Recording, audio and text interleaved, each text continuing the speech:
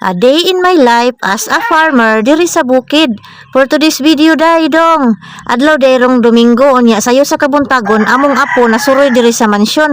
Nalipay jud kaayo migdako diri dong kay first jud taon ni namong apo ba. Sa tinuod lang perti jud na kung pangandoy ba nga naa na koy apo. Mao na nga kami tanan diri nalipay jud taon.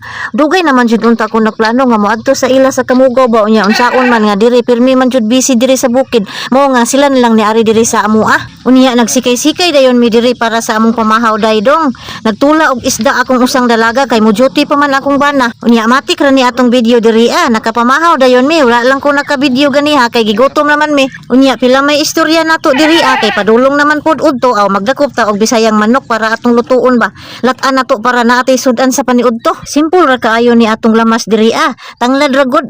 Fights na. Ingon ani raman jud ni paagi namo sa pagluto diri sa bukid. Nilat ang manok Bisaya subakan og tanglad aw daog na. Unya samtang nagtak-ang patas sa atong putahe karon aw pahimos lang taning higayon diri Suliton taning orasa ba. Hamag-hamagon dayon ni nako akong apo diri sus taon natambalan na jud taon ning among kahinam diri aning bata minangga samot na jud mataw tong among umaabot ikaduhang apo pohon sus pagkaninduta jud. Wala na jud taon kapahuway ang akong apo. Bisan katulugon na kaayo ba di na jud makatulog. Saon man ang mga ayaan taon nagpuli-puli og kugos. Naglalis na lang sila kay maupay pagkugos sa usang ayaan. Kuhaon na pud sa usang ayaan. Dayon kuhaon na pud sa usang ayaan.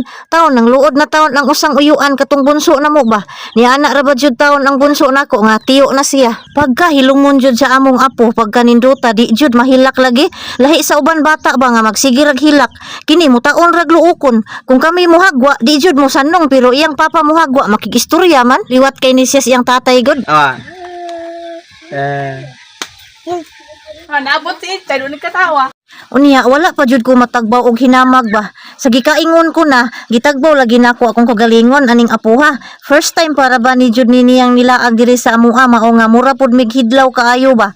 Akong bunso nga 8 years old god nagluod kay mukugos na jud siya lagi sa bata pero wala pa nako gipakugos. Unya ang uban taon iyaan naghuwat na pud kung kanus ako mapulan kay adto na pud nila. Sila na pud mao mukugos. Nagilog naman noon mi aning buhata.